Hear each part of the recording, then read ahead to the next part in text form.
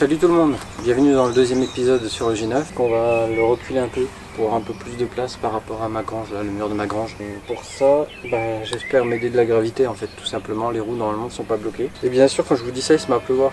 Excellent. Mais bon, ça fait partie du jeu. Hein. Maintenant, ça tourne. Alors, j'ai tout écarté, j'ai enlevé la bâche. Ce que j'ai fait aussi hors caméra, c'est que j'ai... je vais vous montrer. Oh, bon, je ne vais pas me casser la figure. Donc là en fait pour info le trou là où l'eau rentrait c'était ici et c'est carrément une grosse fissure. Donc là j'ai mis du scotch pour que ça tienne au mieux. Mais je vais reprotéger ça quand même et je referai ça avant le contrôle technique proprement, je vais pas y aller au scotch. Voilà. Parfait. Pas de vitesse.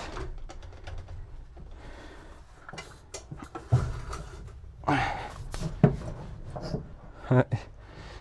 Ça veut pas descendre forcément. Ce que je vais faire, c'est que je vais essayer de le pousser. Et si vraiment ça va pas, je vais chercher la 208. Il devrait descendre, il est un peu en pente.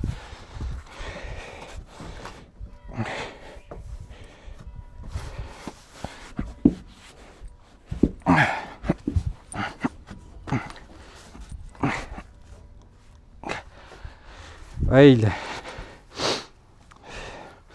là-bas, il est dans la boue. Ce que je vais faire, c'est qu'avant de chercher la 208, je vais mettre des cales. Ouais, ça devrait aller là. De toute façon, il va pas rouler, non. Je prends le 208, tac. Ici, pop. Ouais. On va mettre l'attelage. Voilà. J'ai des sangles pour tracter 1000 kg, 2000 kg. Caméra de recul grâce à la dashcam. Assez pratique, même si ça vaut pas une vraie caméra de recul, on est d'accord.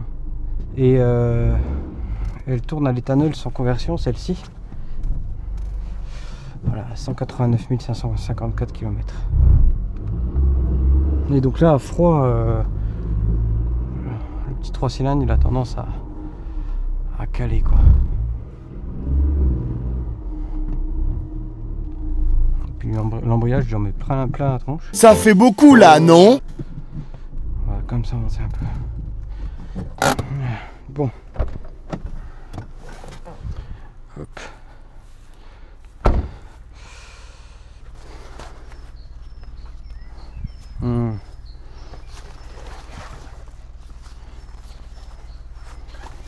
Ce que je vais faire, c'est que je vais quand même prendre de la distance, vu que j'en ai plusieurs, autant y aller pépère. Voilà, on va pas trop se prendre la tête.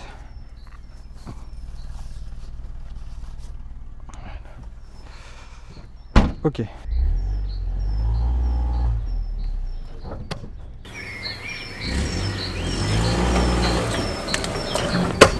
On a beaucoup plus de place pour nos activités. Et on va se mettre là, puis on va regarder au niveau du radiateur. Je vais essayer de le démonter. Je vais quand même mettre le frein à main pour faire le compte. Alors oui, dans la précédente vidéo, j'avais dit qu'il avait 18 ans parce qu'en fait, il a été fabriqué en 2006. Je sais pas si vous voyez ici. Donc hors caméra, je vais regarder comment démonter ça. Et comme ça, on aura accès. On aura accès à l'avant et on pourra faire tourner le moteur. L'échappement, il a pris cher, il est plat en dessous. Là, je vais essayer de démonter le pare-choc, de démonter le radiateur, et pour ça, il faut démonter le pare-choc. Ces anciens véhicules, le radiateur, il a des vis aussi en dessous. Et pour y accéder convenablement, le pare-choc doit partir. Je crois que c'est juste 2 vis, donc autant l'enlever. Il y a aussi ah ouais, en fait, faut démonter en fait le marchepied avant. Bon, si jamais vous êtes en train de démonter, juste, je suis en train de le faire. Tranquille. Le chien qui me rote à la gueule, quoi.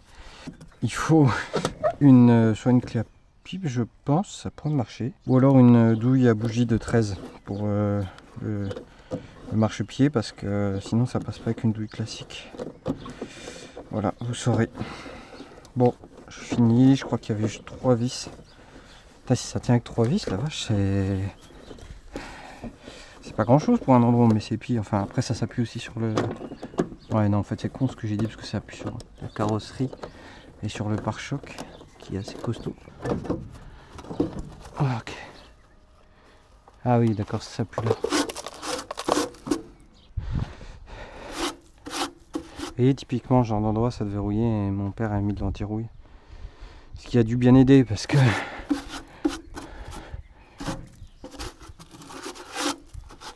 Parce que du coup, c'est pas rouillé quoi, enfin pas beaucoup. Donc c'est plutôt bien. Bonne nouvelle. Donc voici la pièce là.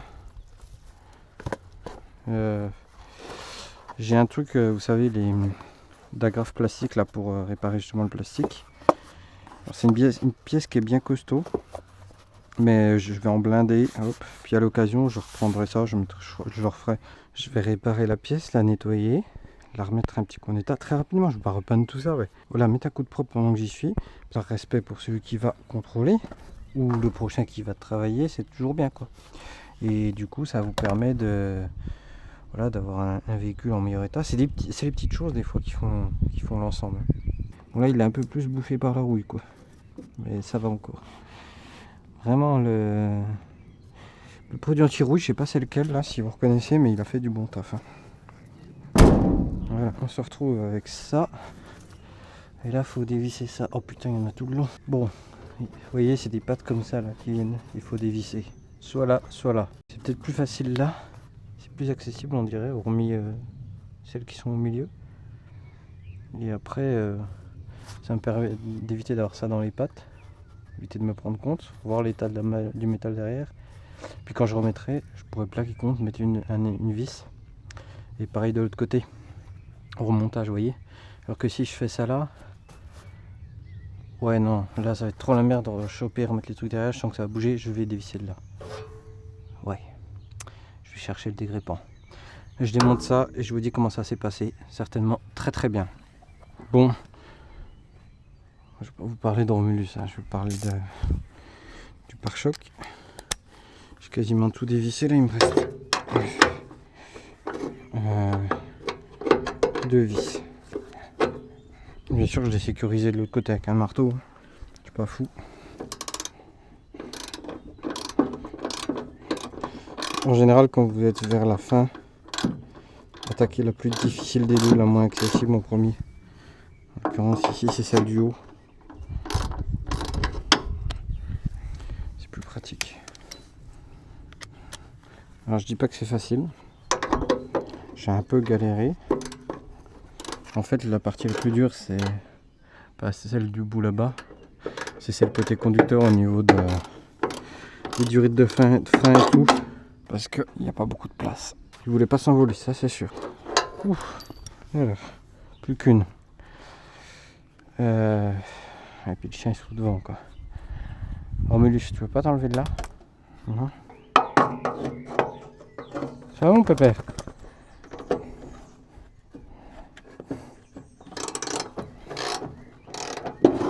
Oh putain, ok. Ok. Le truc doit faire la moitié du poids du véhicule. Le putain, ouais, la vache. Tu tapes une caisse avec ça, il n'y a plus de voiture. Hein. Tu crois pas, Romulus? Hein? Tu dis bonjour à YouTube. Bonjour YouTube. Oh oui. Oh oui. Oh oui, bonjour. Tu donnes l'autre patte? Oui, c'est bien. Tu donnes celle-ci maintenant? Allez, c'est bien. C'est bien, oui. Bon, ça va pour le remontage, je devrais pas trop me galérer. Voilà. Notre radiateur. Hop. Hop. Hop. Ça va, en termes de rouille, j'ai de la chance parce que mon père et mon frère sûrement, avaient vraiment tout traité à l'époque, toutes les parties un peu sensibles. Bon, j'ai pas filmé ce que je faisais là pour le moment parce que avec cette superbe caméra d'action DJI, on est obligé d'avoir la carte SD. Enfin, la carte SD n'est pas sur la caméra mais sur le module. Donc au bout d'un moment on remplit et on doit transférer. Déjà que ça surchauffe, en plus il y a ça. Puis même le port de recharge il est là. Hein. Bref, ingénieur de mes deux. Alors, donc en bas c'est du 13, vous voyez ça se dévisse depuis le bas. Par contre vraiment les anciens qui travaillaient sur ce genre d'outils là, parce que c'est quelque chose d'assez récent quand même, les clés plates à cliquer je pense. C'est comme des gens braves. Voilà. Ça c'est des pièces qu'on pourrait refaire facilement avec l'imprimante 3D en TPU. Je sais pas ce que ça donnerait avec les vibrations puis un peu de chaleur, mais Encore que la chaleur, ça va. Bon, elles sont en bon état, donc je m'en fiche, mais... Ok, donc là, je vais dévisser ici et ici. Et là, j'ai accès au collier du dessus. Ok, donc il faut que je retire cette durite là en haut pour pouvoir soulever le radiateur, le faire sortir de là et là, pour retirer celle du bas. Je sais pas si c'est rassurant, mais il y a un de ces vieux fusibles qui est tombé là. Bon, bah s'il y a un truc qui marche pas, on saura pourquoi. Ok.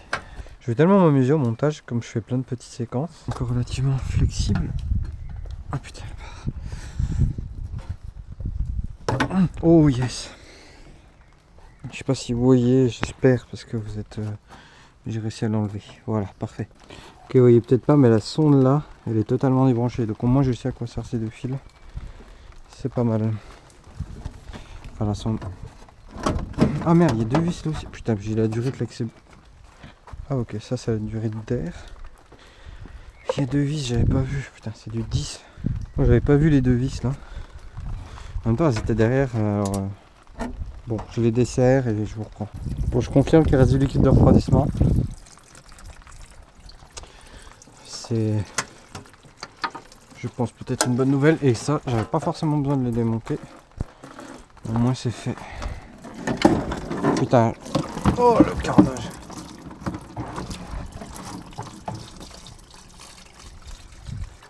Je vais laisser vidanger et après j'enlève la durite là. Alors faut faire gaffe avec le liquide de refroidissement et les chiens. Que j'ai vu quelque part qu'apparemment ils aiment bien boire ça, ça les attire. Soyez prudents quoi. Hein. Pauvres bêtes, elles savent pas. Ok, je vais redresser. Putain.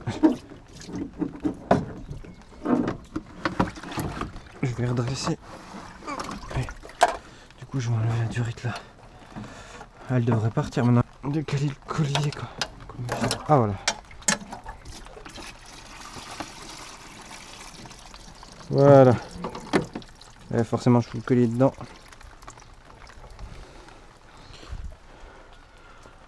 Il y a un peu de rouille mais...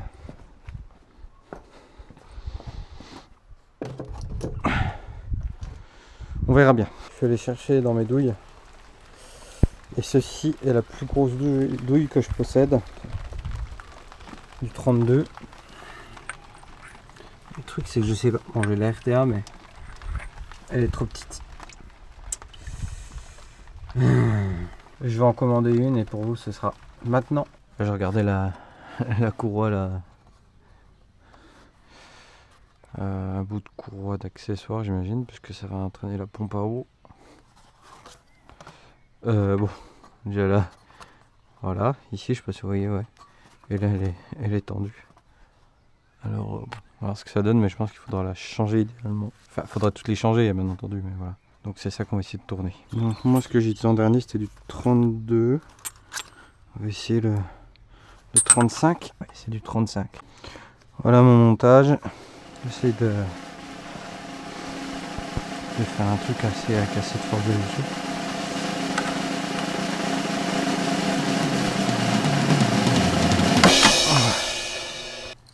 Ça c'était un peu bloqué je pense. Oh il tourne. Il tourne les amis. Par contre la courroie là. Oh ouais, c'est bon ça.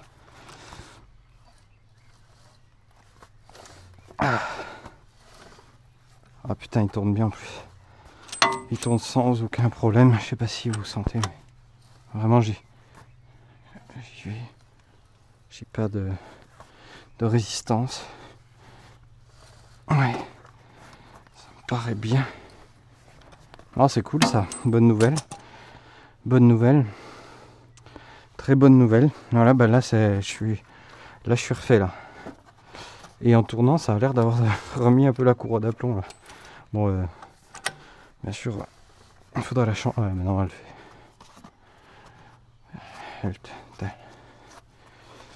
Ouais il faut que je la change. Je vais voir si j'arrive à trouver les deux courroies là. Changer ça. Ça fera pas de mal. Ok superbe. Oh putain ça fait plaisir. Ah ça fait plaisir. Bon puis j'aurai des douilles en plus hein, pour le reste. Alors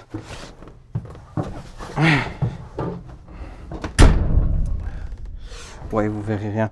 Mais maintenant, je sais que ça tourne. Il y a du dégrippant dans les chambres de combustion. Je me tâte à rapporter une batterie et tenter de redémarrer un coup, enfin de faire tourner un coup. Je pense que le petit léger blocage qu'il y avait du fait que ça n'avait pas tourné depuis longtemps, c'est ce qui empêchait peut-être le démarreur de tourner parce qu'il disait est-ce qu'on ferait pas ça? Ouais.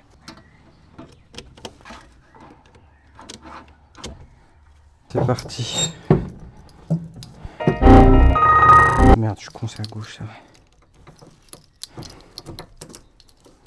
Ok.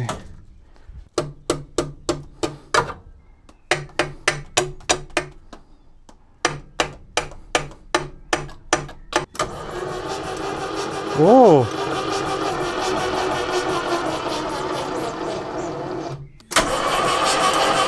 Oh!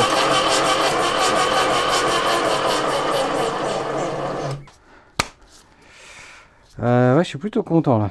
Alors je vais enlever celui-là parce que pas envie de le faire cramer. En fait, c'est lui qui fait tout. Oula. C'est lui qui fait tout le taf depuis tout à l'heure. Oh putain, c'est trop bon le démarreur qui tourne. L'alternateur il a tourné, mais je vais quand même changer les deux courroies, faut que j'en trouve. Putain.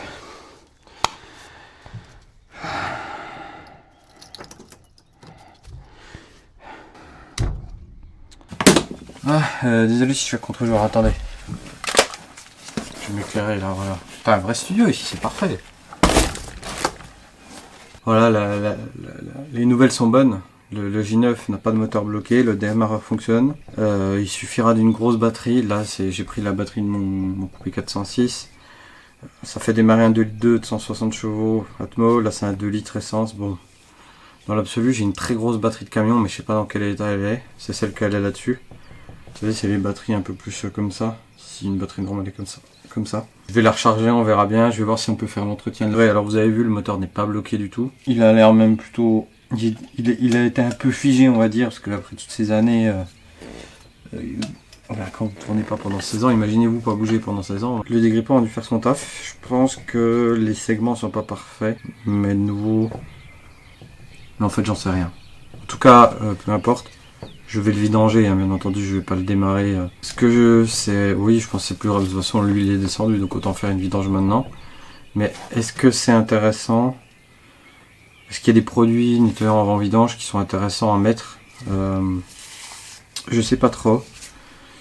Je vais faire mes recherches et on verra bien. L'idée, c'est de lui mettre une huile, voilà, de mettre un nettoyant vidange avant. Essayer de le faire peut-être tourner. Non, juste vidanger, quoi, je sais pas. Parce que pour vous mettre un nettoyant vidange, pour que ça marche bien, il faudrait le faire tourner. J'ai vu sur certains sites qu'il y en a, ils me remplissaient de gasoil, ils vidangeaient. Pas tourner, démarrer, attention, pas fou. Ils mettaient du gasoil pour bien nettoyer partout, puis après ils remettaient de l'huile.